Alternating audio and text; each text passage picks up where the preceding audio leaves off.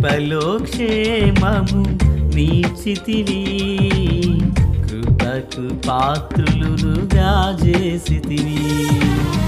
కృపలో క్షేమము నీచితివి, కృపకు పాత్రులుగా చేసితివి. కృపను గూర్చి పాడెదనేను, కృపను గూర్చి పొగడెద నిన్ను. కృపను గూర్చి పాడెదనేను, కృపను గూర్చి పొగడెద నిన్ను.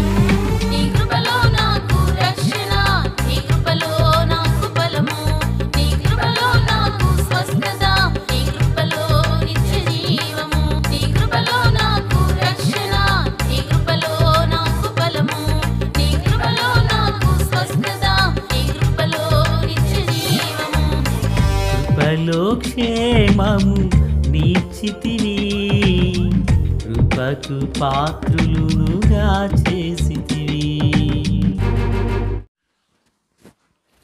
మన ప్రభు అయినటువంటి యేసుక్రీస్తు వారి పరిశుద్ధమైన నామములో తండ్రి అయిన దేవాది దేవునికి నిత్యము స్తుతియు స్తోత్రములు, మహిమయు ఘనతయు ప్రభావములు యుగయుగములు ప్రభునకి చెల్లునుగాక. ఆత్మీయులారా, బావున్నారు కదా? దేవుని మహాకృపను బట్టి మరో పర్యాయము మనం ఎలాగున కలిసి దేవుని దైవవాక్యమును ధ్యానం చేటుకుగాను మహాదేవుడు మనకు చూపిన ఈ మంచి కృపను కోరి మనం ప్రభుని ఎంతగానో స్తుతించబద్ధులమునై ఉన్నాము.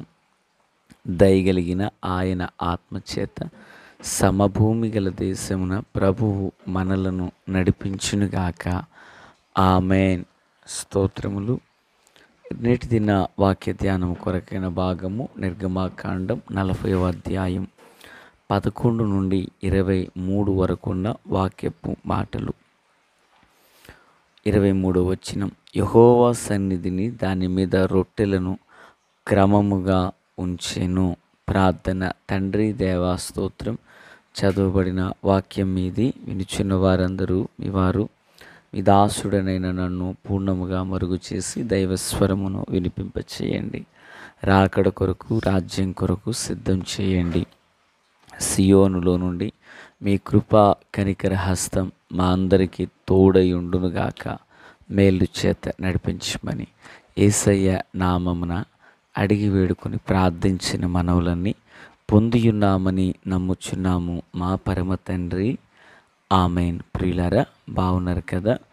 ఈ 11 నుండి ఉన్న వచనాలలో గుడారాన్ని పరిశుద్ధపరిచినట్లుగాను, మరి గుడారములో పరిచర్య చేయు అహరోను కుమారులను అభిషేకించి ఈవెన్ వారు ధరించేటువంటి వస్త్రములను కూడా ప్రతిష్ఠ చేసినట్లుగా మనము చూస్తున్నాం. ఇక చివరికి ఈ 23వ వచనానికి సమీపించినప్పుడు 23వ వచనంలో ఇక్కడ బల్లను గురించి మాట్లాడుతూ ఉన్నారు. బల్లను గురించి మాట్లాడుతూ ఆ బల్ల మీద ఆ రొట్టెలను క్రమముగా, యెహోవా సన్నిధిని రొట్టెలను క్రమముగా పేర్చాలని, 6 రొట్టెలు ఒకదాని మీద ఒకటిగాను, 6 రొట్టెలు ఒకదాని మీద ఒకటిగాను, అంటే 12 రొట్టెలు, ఇవి 12 గోత్రాలను, అలాగుననే మరి 12 మంది అపోస్తలులను ఇలాగున సూచిస్తున్నట్లుగా మనం చూడవచ్చు. అయితే ఈ రొట్టెలు ఎలా ఉండాలి అంటే క్రమముగా ఉండాలి అని మనం చూస్తున్నాం.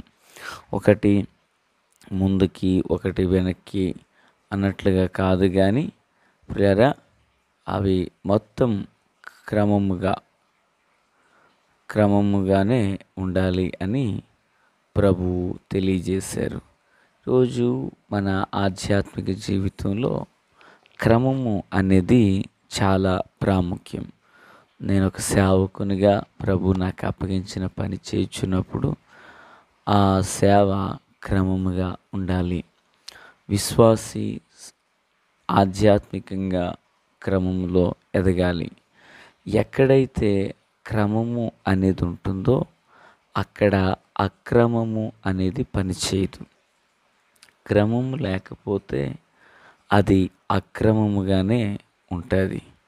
నా దేవుని పిల్లరా, మన ఆధ్యాత్మిక జీవితం ఎప్పుడు ఒక దైవిక క్రమాన్ని కలిగి మనం జీవించాలి. దైవజనుడైన పౌలు కొరింథీయులకు రాసినటువంటి పత్రిక 14:40 నందు మాట్లాడిన సంగతి ఏంటంటే, సమస్తమును మర్యాదగాను క్రమముగాను జరగనీయుడి అంటారు. ఒకటే మనం గుర్తుపెట్టుకోవాలి, క్రమం ఉన్న చోట దేవుని కృప ఉంటుంది. క్రమము లేని చోట అక్రమము అనేది పనిచేస్తుంది. మరి అక్రమము లేదా అక్రమముగా నడుచు వారికి దేవుని సన్నిధిని, చోటు, ఆయన నివసించు స్థానాన అర్హతను కోల్పోతున్నాం. చూడండి, దేవుని వాక్యంలో ఎన్నో సందర్భాల్లో క్రమము అనేది మనము చూడవచ్చు. ఉదాహరణకు దైవజనుడైన ఏలియా గారి సేవా పరిచర్యలో ఒక గొప్ప సందర్భం ఒకటి ఉంటుంది.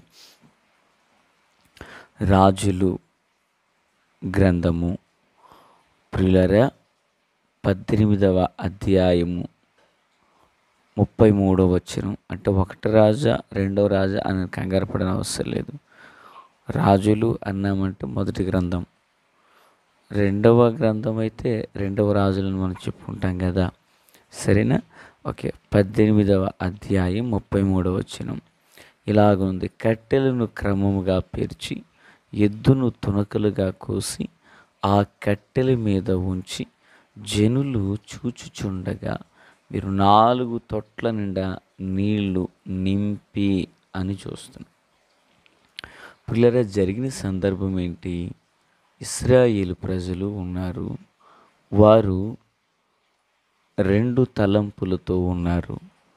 బయలుదేవత ప్రవక్తలు బయలుదేవుడని చెప్పుచున్నారు.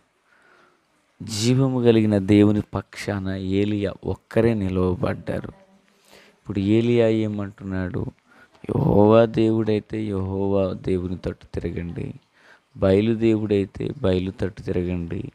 అయితే నిజదేవుడు ఎవరో మీకు తెలియాలంటే బలిపీఠం మీద అగ్ని రాజబెట్టకుండగానే ఆకాశం నుండి అగ్ని దిగివచ్చి బలిపీఠాన్ని దహించి వేయాలని చెప్పారు.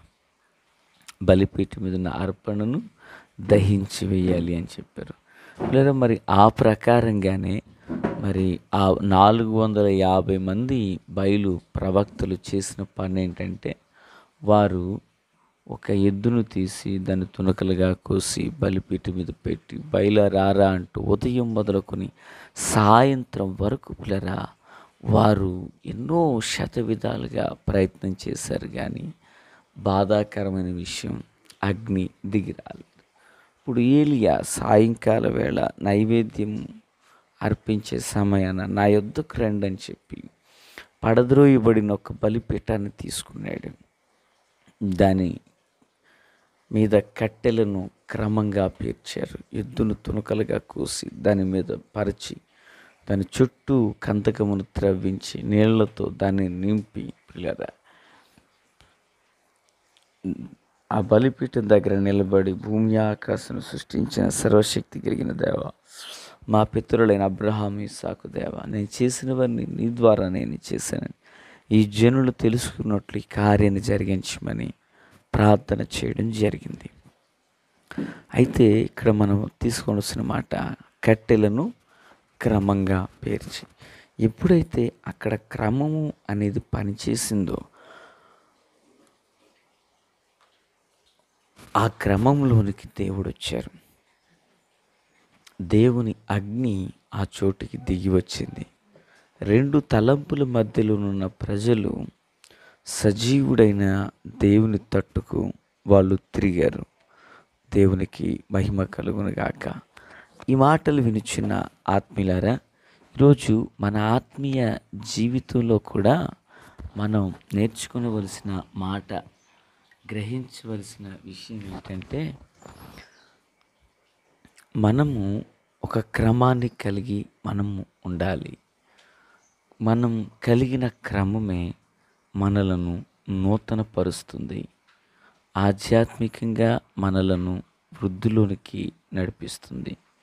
మీకు తెలుసు కదా, భక్తుడైన ఇస్సాకు అతడు క్రమక్రమముగా మిక్కిలి గొప్పవాడగు వరకు క్రమక్రమముగా అతడు వర్ధిల్లుచు వచ్చినని లేఖనంలో 26 అధ్యాయం ఆదికాండం 13. అతడు మిక్కిలి గొప్పవాడగు వరకు క్రమక్రమముగా అభివృద్ధి పొందుచు వచ్చినని చూస్తున్నాం.